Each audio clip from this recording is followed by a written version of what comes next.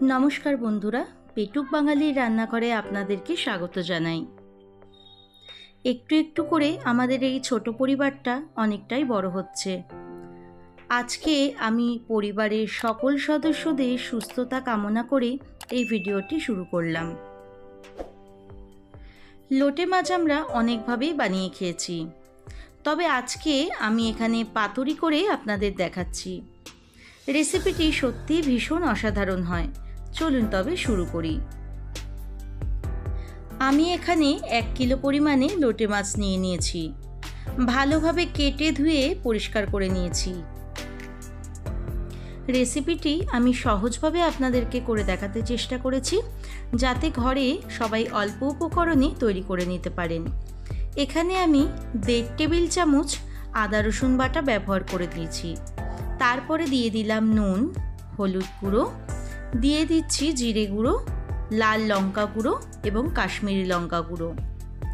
এই সমস্ত উপকরণ দিয়ে আমরা ম্যারিনেট করে নেব।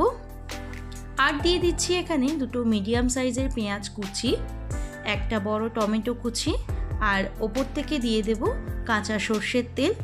তেলটা দেওয়ার ফলে এর বাইন্ডিংটা খুব ভালো আসে।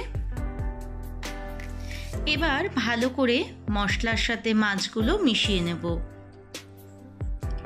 আমার এই পরিবারে নতুন বন্ধু হয়ে থাকলে সাবস্ক্রাইব করে পাশে থাকা বেল আইকনটি অবশ্যই প্রেস করে দেবেন যাতে সবার আগে নোটিফিকেশনগুলো আপনার কাছে পৌঁছে যায়।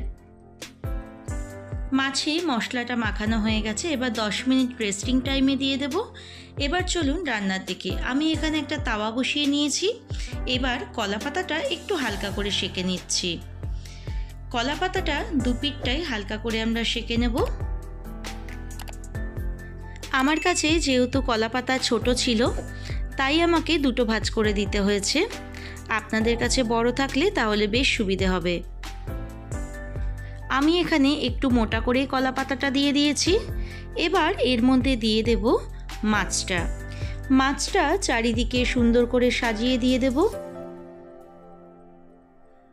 আমার রেসিপিগুলো যদি আপনাদের ভালো লাগে তাহলে একটি লাইক, কমেন্ট ও বন্ধুদের সাথে শেয়ার করতে ভুলবেন না। আপনার একটি লাইক আমাকে অনেকটা ইন্সপায়ার করে আপনাদের সামনে নিত্য নতুন রেসিপিগুলো তুলে ধরার জন্য। মাছটা কিন্তু সাজানো হয়ে গেছে। ওপর থেকে ধনেপাতা কুচি ছড়িয়ে দিয়ে কলা পাতা দিয়ে খুব ভালো করে চাপা ঢাকা দিয়ে দেব। এবার এই পুরো রান্নাটাই কিন্তু আমাদের লো ফ্লেমে করতে হবে।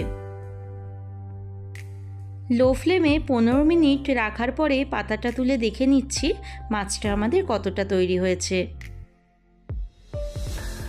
আশা করি কালারটা দেখে বুঝতেই পেরেছেন যে কতটা সুন্দর তৈরি হয়েছে। আর সত্যি বলতে লোটে মাছ তৈরি করতে কিন্তু একদমই সময় লাগে না। এবার ওপরের দিকটা উল্টো করে দেব যাতে দুদিকটাই সমানভাবে তৈরি হয়। আবার 10 মিনিট মতো রেখে দিলেই তৈরি হয়ে গেল আজকে আমাদের লোটে মাছের পাতুরি। রেসিপিটি ভালো লাগলে বাড়িতে একবার ট্রাই করে দেখতে পারেন। সত্যি বলতে কি অসম্ভব সুন্দর হয় গরম ভাতের সাথে এই রেসিপি জুড়ি মেলা ভার। কলা পাতাটা খুলে আপনাদেরকে দেখিয়ে দিচ্ছি, দেখুন কতটা সুন্দর হয়েছে। কিছুই না, এবার ওপর থেকে সামান্য কিছু ধনেপাতা কুচি ছড়িয়ে দিলেই তৈরি হয়ে গেল আজকে আমাদের পাতুরির রেসিপি। এবার গরম ভাতের সাথে তৃপ্তি করে খেয়ে বলুন তো কেমন হয়েছে। বন্ধুরা, আজকের ভিডিও এই পর্যন্তই। দেখা হবে অন্য কোনো এক নতুন রেসিপির সাথে। ভালো থাকবেন, সুস্থ থাকবেন।